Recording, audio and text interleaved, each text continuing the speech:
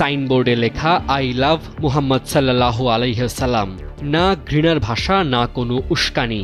তবুও সেটি হয়ে উঠল দমন পীড়নের কারণ। রাতারাতি মামলা, গ্রেফতার, উচ্ছেদ, শুধু এই একটি বাক্যের জন্য। ঘটনাটি ভারতের উত্তরপ্রদেশের শিল্পনগরী কানপুরের সাইদনগরের। পবিত্র ঈদে মিলাদুন্নবী উপলক্ষে মুসলিম বাসিন্দারা আলোকসজ্জায় একটি সাইনবোর্ড টাঙান।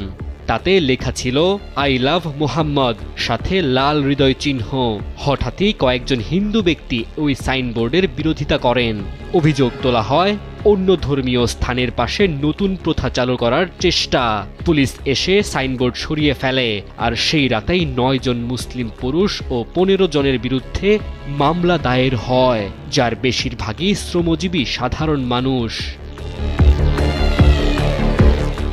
ভুক্তভোগী বাসিন্দাদের দাবি, প্রতি বছর এই স্থানে শান্তিপূর্ণভাবে ঈদে মিলাদুন্নবী উদযাপন করে আসছেন এবং এই বছরও তাদের কাছে সরকারের অনুমতিপত্র ছিল।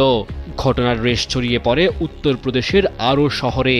বেরেলিতে এমনই এক বিক্ষোভে পুলিশ গ্রেফতার করে মুসলিম নেতা মাওলানা তকির রেজা খান সহ বহু মানুষকে। আই লাভ মুহাম্মদ লেখা পোস্টার হাতে হাজারো মানুষ জমায়েত হলেও প্রশাসনের ভাষায় এটি ছিল অবৈধ সমাবেশ। ফলস্বরূপ পাথর ছোড়ার অভিযোগে লাঠিচার্জ, গ্রেফতার, এমনকি ইন্টারনেট বন্ধের মতো কঠোর পদক্ষেপ নেওয়া হয়।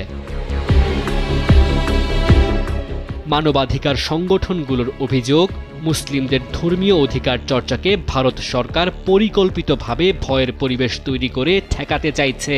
অভিযোগ প্রমাণিত হওয়ার আগেই বুলডোজার জাস্টিসের আওতায় বহু মুসলিম পরিবারের ঘরবাড়ি ও দোকান ভেঙে ফেলা হয়েছে।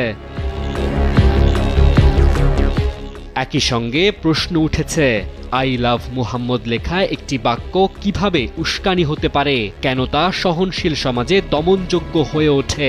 Association for protection of civil rights জানায়, এই স্লোগান ঘিরে দেশের বিভিন্ন স্থানে অন্তত 22টি এফআইআর হয়েছে এবং 2500-এর বেশি মানুষের বিরুদ্ধে নাম উল্লেখ করে মামলা করা হয়েছে।